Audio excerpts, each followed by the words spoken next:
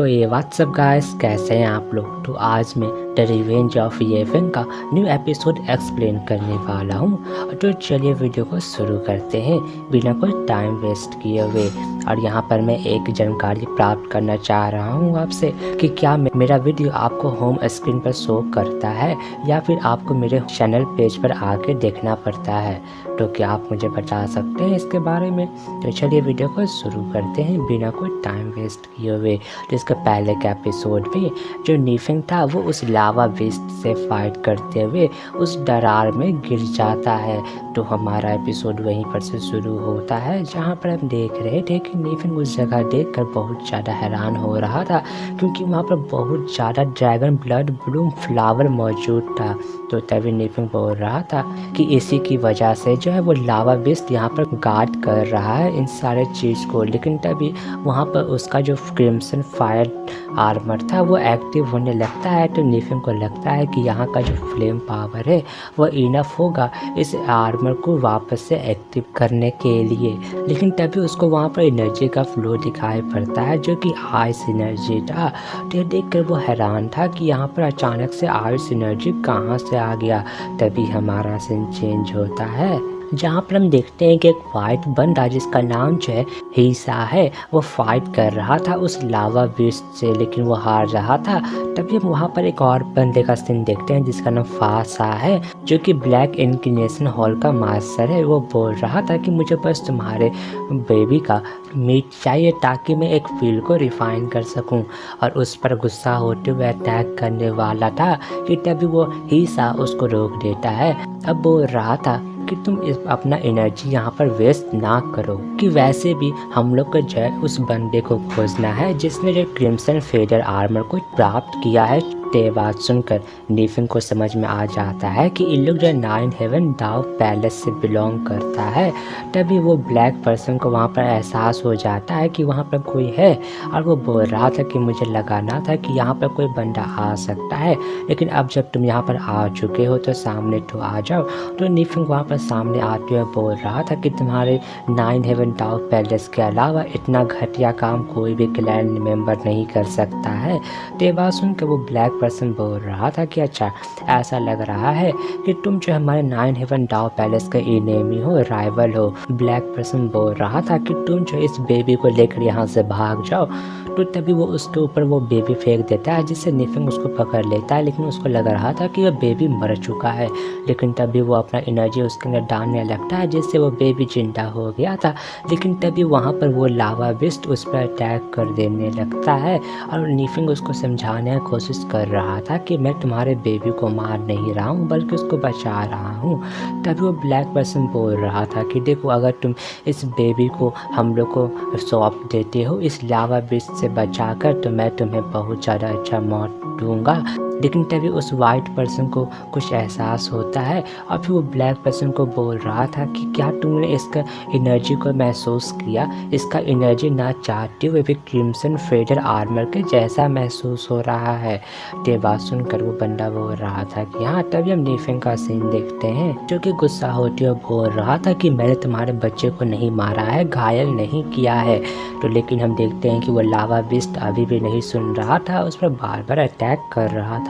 तो देख कर नीफिंग को गुस्सा आने लगता है। अब बोल रहा था कि अब तुम मुझे मजबूर कर रहे हो। और फिर वो अपना शॉर्ट टेक्निक का फर्स्ट फॉर्म सॉन पैसेज टेक्निक का यूज़ करके उस पर अटैक करने के लिए चला जाता है। जहाँ पर वो उस पर अटैक करता है तो वो उसके बस शरीर में घुसाता है और फिर तभी वो उसके बेबी को उसके तरफ करते हुए बोल रहा था कि मैंने कहा था कि मैं तुम्हारे बेबी को नहीं कष्ट पहुँचा रहा हूँ। और तभी वो लावा बेस्ट भी शांत हो गया था अपने बेबी को देखकर। लेकिन उस लावा बेस्ट का जो ब्लड था वो जो नीफिंग के स्वॉर्ड पर गिर गया था, जिससे नीफिंग का जो क्रिम्सन फेडर आर्मर था वो बहुत ज़्यादा हरकत करने लगता है। वहाँ पर एनर्जी का ब्लास्ट होने लगता है। और फिर तभी वो लावा बीस्ट और नेफिंग के पास एक एनर्जी का ब्लास्ट होता है जिससे वो दोनों वहाँ पर घायल होकर गिर गए थे। तभी नेफिंग अपने मन में सोच रहा था कि आखिर में इस बीस्ट का ब्लड कैसा है जो कि मेरे ब्लड लाइन को एक्टिव कर सकता है। और फिर तभी वो वहाँ पर बेहोश हो गया था। तभी वो ब्लैक पर्सन वहाँ पर आते हुए बोल रहा था कि मुझे पता ना था कि जो क्रिम्सन फीडर आर्मर है वो इतना घटिया लो लेवल पर्सन को चूज करेगा अपने ऑनर के रूप में, और मेरे कल्टीवेशन के हिसाब से हम लोग इस चीज़ को बहुत ज़्यादा आसानी से हासिल कर सकते हैं। और एक बार जब हम लोग अपने हेड क्वार्टर में चल जाएंगे तो हम लोग को अच्छा खासा रिवार्ड मिलेगा। और वो उस बच्चे को पकड़ने के लिए जाने वाला था कि नेफिंग उसका हाथ पकड़ लेता है। तो ये देख कर उस पर ब्लैक पर्सन को एहसास हो गया था कि नेफिंग का जो पावर है वो बहुत ज़्यादा स्ट्रॉन्ग हो गया है।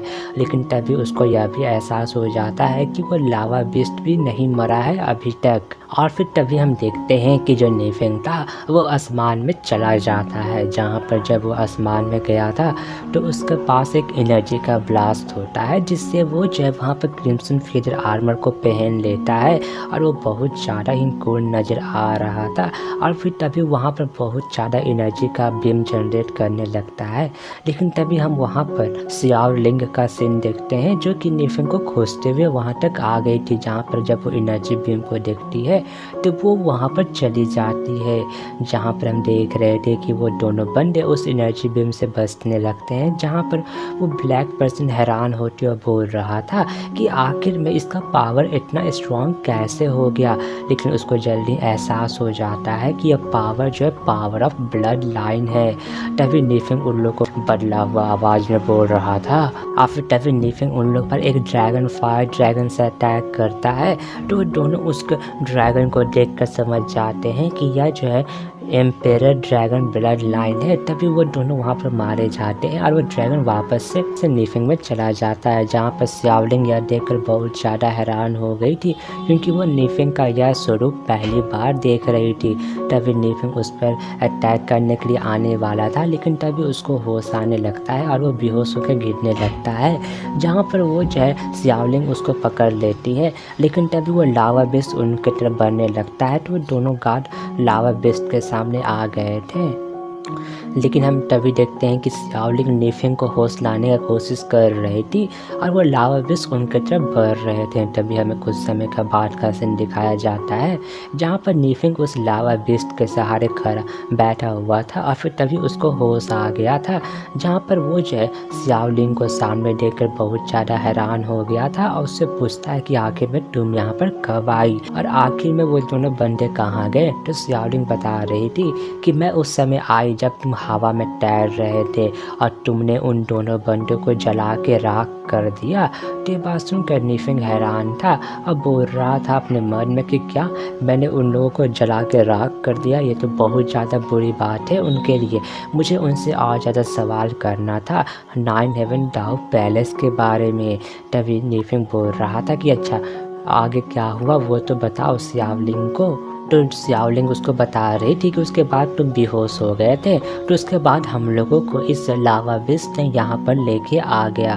तो ये बात सुनकर नेफिंग हैरान था और बोल रहा था कि क्या लावा बेस्ट, और वो तिरछी नज़र से लावा बेस्ट को देखने लगता है।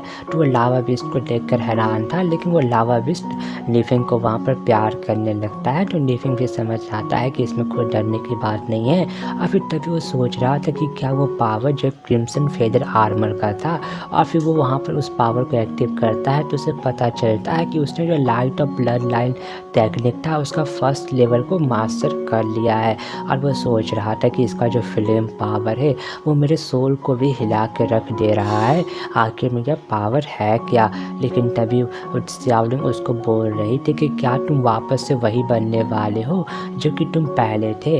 वो लावा बेस्ट का बेबी आ गया था एक ड्रैगन ब्लड ब्लूम हर्ब को लेकर। और फिर तभी वो बेबी भी नेफिंग को प्यार करने लगता है। तो नेफिंग उस हर्ब को लेकर वहाँ से जाने लगता है और वो अपने मन में सोच रहा था कि आखिर में यह पावर क्या था।